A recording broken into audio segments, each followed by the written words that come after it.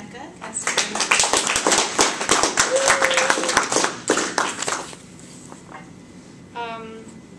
Man is the only creature that dares to light a fire and live with it, and the reason is because he alone has learned how to put it out.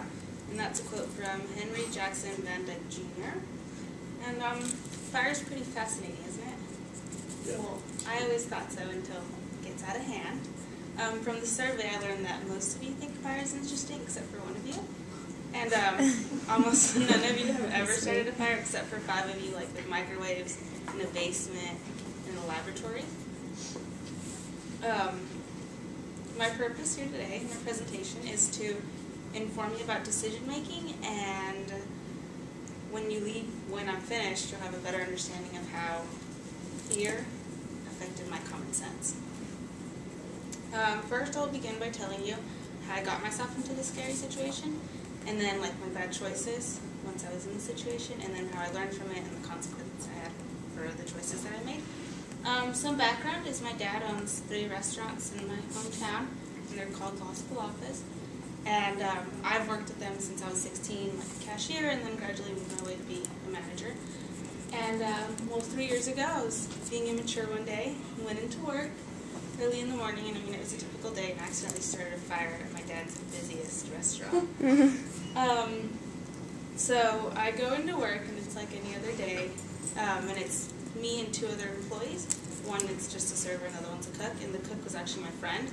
So I was kind of messing around, like talking to him and hanging out in the kitchen instead of like getting ready to open, while the other girl was opening everything, because everyone saw me as like the owner's daughter, so I just tell them what to do. So I was messing around and talking to the cook rather than working, and so we're just talking, and he says he has to go to the restroom, and like he leaves his like knives and stuff, and he had like really cool big knives. And I mean, have you ever had that feeling where you just have to like touch it or like play with it? Well, I decided to play with the knives and kind of mess around with the knives, and I knocked over like a rag onto the grill, and like the grill was already on, so I couldn't pull the rag off. And so I was like, oh, I'll go find something to go pull the rag off. So I like leave it, and I'm like looking for something, and I got distracted, and then I remembered.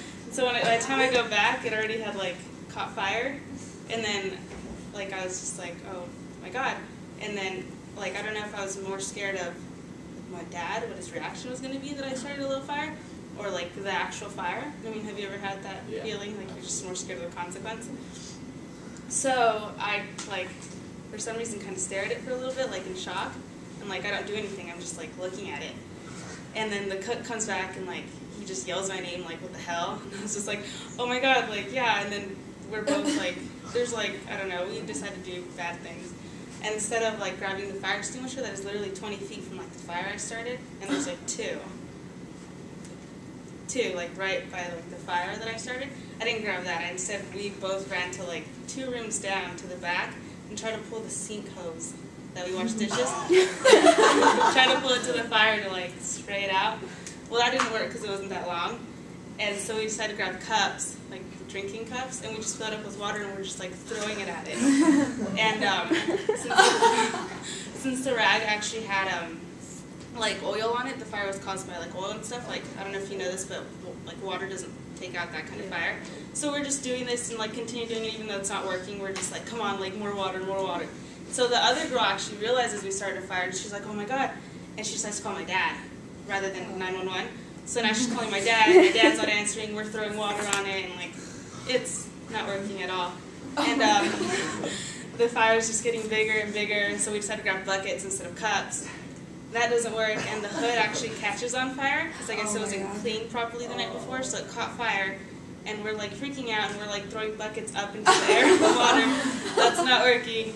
And luckily someone outside, like once the fire kind of got big enough, so you could see smoke from outside the building, and someone calls 911, and I mean, we're still just inside there, you know, trying to do it. So the firefighters finally arrive, and by that time, the entire like building's kind of smoked out, so we don't really notice that they are, and you can see like the building's mainly made of like windows. So the windows, like they're knocking, we can't see out the window, and the firefighters are like knocking, so we think it's like customers trying to come in, and we're like, oh, like come on, they can't come in right now. So we don't open the doors to them, And the firefighter's like knocking to come in, and we just, like, oh, come on, customers, like, not right now. So we just keep on throwing water at it and stuff, and my dad's not answering. So the firefighters actually end up shattering all the windows and making a hole in the ceiling to rappel down and take out the fire.